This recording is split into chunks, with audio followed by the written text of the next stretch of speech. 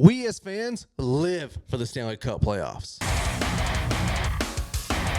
That's kind of my thing. And this year's first round has some interesting moments. Who's this chick? Holy shit, this will be legendary. You want to see a dead body? These are my 5 top moments from round 1. Let's go. So what? I picked the Pens in 6. We had another instant classic in the battle for Pennsylvania. Now, this series started off in Pittsburgh, and I don't know who forgot to tell the Penguins to show up, but they completely dropped the ball on this one. They found themselves in a lot of trouble when they lost both of their home games to start this series. In Game 3, not only did the Penguins have to face a young and motivated team, but they also had to face a hostile environment filled with lunatics. This Game 3 will go down in the history books, and it's not because of the Philadelphia Flyers win. It's because of the death of Sidney Crosby.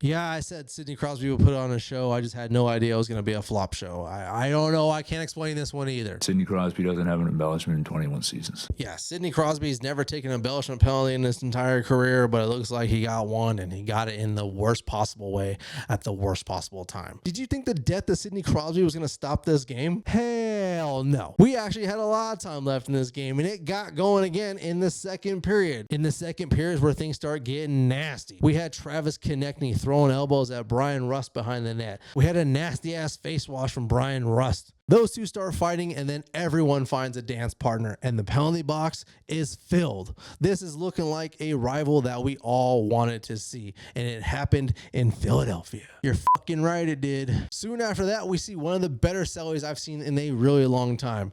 Trevor Zegras unleashed a bomb from the top of the circle, and what does he do? Oh, he only goes and skates to the penalty box and celebrates with the boys in there, and then celebrates in front of the Penguins penalty box. Philadelphia would go on to win Game 3, pushing Pittsburgh to the brink of elimination with 1 game to go in Philadelphia. And what do you think happened? Flyers won, right? Nope. The Penguins would go on to force a Game 5 after Dan Muse finally decided to put a goaltender in who can actually stop a puck every once in a while. The barn was rocking for Game 5 in Pittsburgh, and Dan Vladar was letting in irresponsible goals again, and the Penguins would go on to win that game, sending it back to Philadelphia for Game 6. Game 6 was another one for the history books because both these goaltenders were playing at the top of their game. No one wanted to let one through. Michkov had an opportunity in the second period, but he's no Celebrini. Brian Rust had an opportunity, but Dan Vladar stopped him cold. This game was 0-0 after the third, and of course we had to go to overtime because, hell, why not? But like I said, these goaltenders were playing at the top of their game, and if you wanted one, you had to earn it. Anthony Mantha had a golden opportunity, but he was denied. Porter Martone had the game on his stick, and he was still denied. And then it happened. Defenseman Cam York gets a pass from Michkov. He shoots. He makes the pipe sing. Game over in Philadelphia. Philadelphia advances. Flyers in 6, like I told you. But now the Philadelphia Flyers head off to Raleigh to face off against the Hurricanes. And how's that series doing? Well, that was quick. We're moving on. Throwing a duck on the ice in a tie game? What is wrong with you? Why would a fan do that? That is bad juju. Bad juju indeed, my friend. Of course, we're going to talk about this moment. We have to talk about this moment. This was a pivotal momentum shift in this game, and it could be why the Oilers are sitting on the shelf right now. The Oilers have been playing kind of, what's the word I'm looking for? An average team with high expectations. That's the word I'm looking for. Thank you, Connor. Yes, the Oilers have been playing pretty average all year, so it's no surprise to me. It's why I picked the Oilers to be bounced in the first round to begin with. The Oilers were pretty average. Now let's talk about this series. Starting off with Game 1 in Edmonton, the Oilers came out and did their thing in their barn. They're not a rookie team. They know how to win the playoffs. They know how to set the tone early. So it was no surprise to me and no surprise to many others that they came out and won Game 1. Game 2 is where things started to turn for the Oilers because 2 big events happened in this game. The biggest one being that Connor McDavid got injured. Yes, Connor McDavid got hurt. He was down and out. He was on the bench.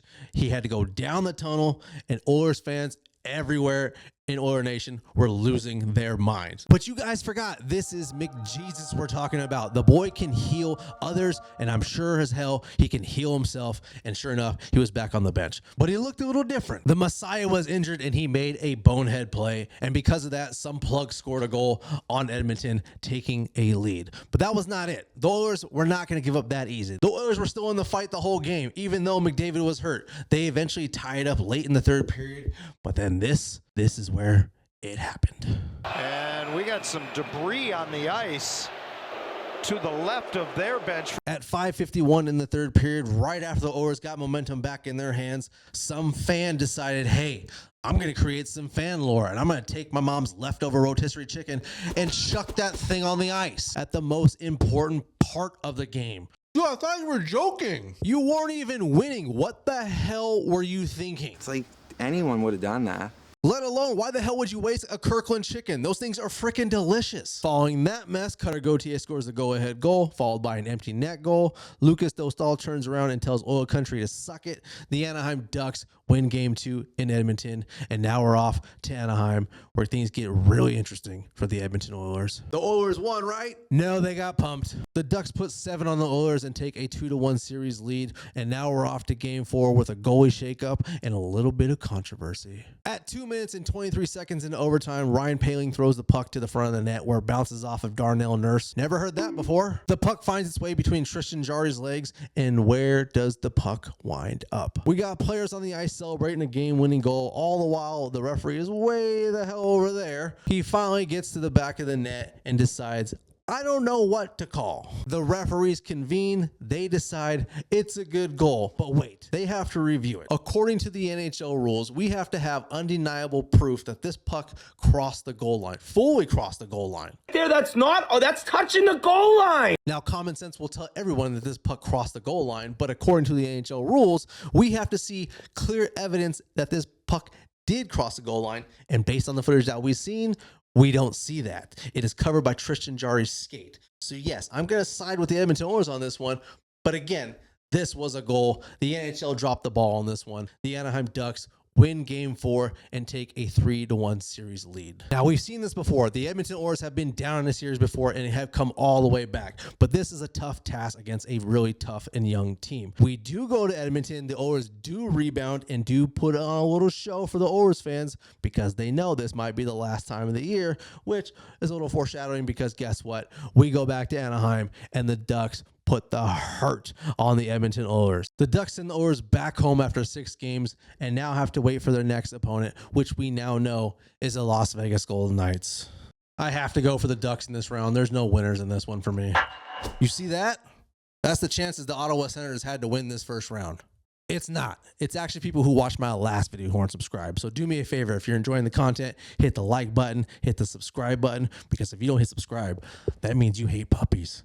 And nobody likes people who hate puppies. Now, Game 4 was the best moment for me in this series, and probably for you too. Why are you doing this? Who asked for it? This series started and ended the way I thought it would, and that is a beatdown of the Ottawa Senators from the Carolina Hurricanes. I will credit the opening of this series was a good one. A fight between both captains Brady Tkachuk and Jordan Staal kicked this series off in the right direction. Even though Brady pretty much got dropped and vanished from the series completely after this, nonetheless, the opening fight got my attention. This series was closer than it looked.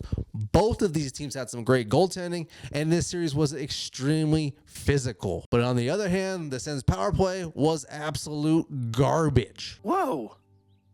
This is worthless. The Hurricanes shut out the Sens in Game 1. Jordan Martinhook got the OT winner in Game 2. And Jackson Blake gets the game winner in Game 3.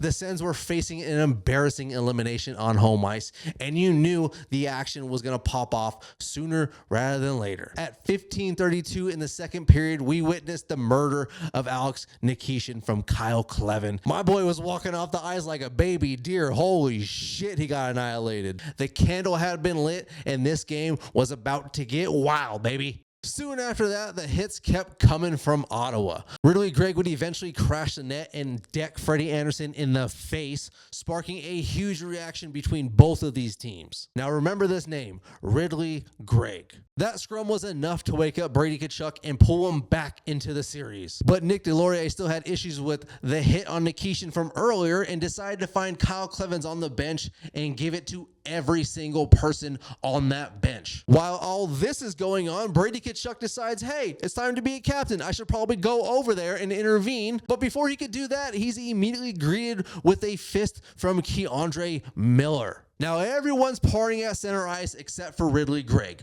Remember him? Well, this douchebag decides to pull one of the biggest scumbag moves I've seen in a really long time, and he decides to uppercut Sean Walker while Sean is being tied up by another player. I'm pretty sure Sean's going to remember that. Now, after all the penalties are assigned, the game continues, and we get a goal from Taylor Hall and Drake Batherson. But do you remember that uppercut from Ridley Gregg? Sean does. He absolutely buries him into the boards, and all hell breaks loose again. But Sean does not care because the Canes are already winning this game. Aho would go on to score an empty net goal, followed by a goal from Dylan Cousins, and then another empty net goal from Aho. The Canes get this sweep, and I wonder how they're going to do in round 2. So that was a waste of time, right? All right, good talk, good talk.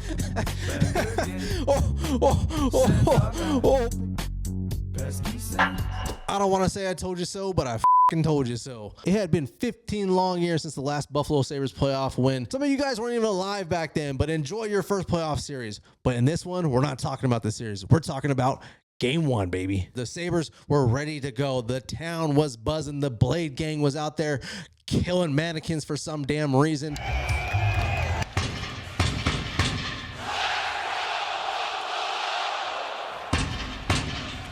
Now, the barn was buzzing in Buffalo, but the score sheet was looking pretty grim for the home team. The Boston Bruins kicked off the scoring in this series with a goal from Morgan Geekie with no action in the second period, followed up by a goal in the third period from Elias Lindholm.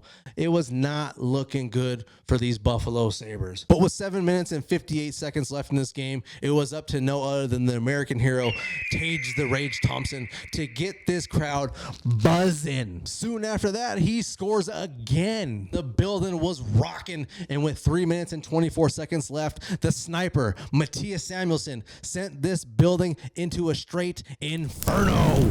Almost fucking fell out of my chair. Tarps are off, barricades are falling, and the Beer Sabres are getting chugged. And then the hometown kid, Alex Tuck, buries an empty netter. 4-2 Buffalo Sabres. David Pastrnak scored to make it 4-3. But that doesn't matter because the Buffalo Sabres would go on to win this game 4-3. Yes, the Buffalo Sabres have finally won their first game in these playoffs, taking a 1-0 game series lead. They would go on to win this series in 6 games, and who would have predicted that one? This is one of the best moments in the first round because the city of Buffalo has waited so long for this win. It was an electric atmosphere, and I'm super jealous that you guys had to experience that in person. Habs and Bolts, baby. You guys are sick. One of the top moments in these NHL playoffs was this actual series because we got a 7-game banger, and this series had absolutely everything we wanted. This thing had fights, it had penalties, had a little bit of controversy, and it had a bunch of freaking overtime. And on top of that, we got 7 games of this. First up, we had a crazy atmosphere in the Bell Center. This place was absolutely wild. Ole, ole, ole, ole, ole, ole. And if you're lucky enough to attend one of these games in person, I am very, very jealous of you. We had a hat trick in Game 1. In Game 2, we had a bunch of fights, and we even had a party in the penalty boxes. But then we get to Game 3, and Lane Hudson plays hero in the Bell Center by scoring an overtime winner himself. In Game 4, we had some big saves and a lot of drama.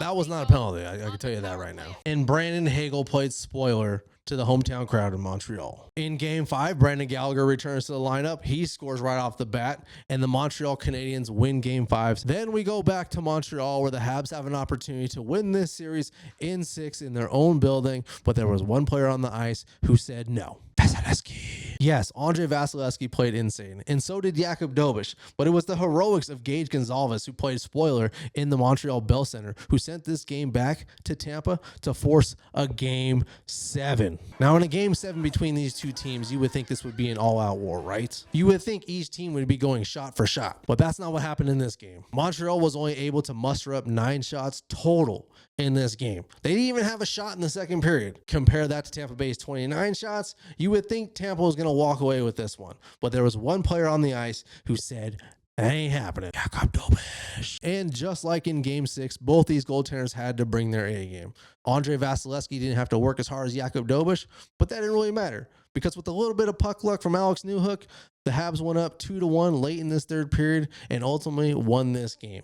this game and this series was an absolute banger. This one should go down as an instant classic. And if these two teams meet again in the playoffs, I sure as hell hope it goes 7 again, because this thing was an absolute beauty.